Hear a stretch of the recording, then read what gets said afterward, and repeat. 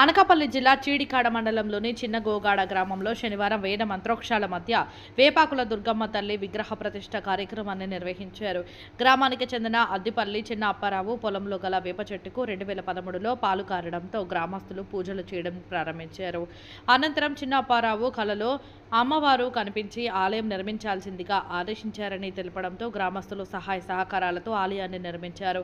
అమ్మవారికి ఎంతో ప్రీతి అయిన అశ్విజ మాసంలో దసరా ఉత్సవాల సందర్భంగా ఆలయాన్ని పూర్తి చేసి అమ్మవారి విగ్రహ ప్రతిష్టతో పాటు కలశ ప్రతిష్ఠ నిర్వహించారు.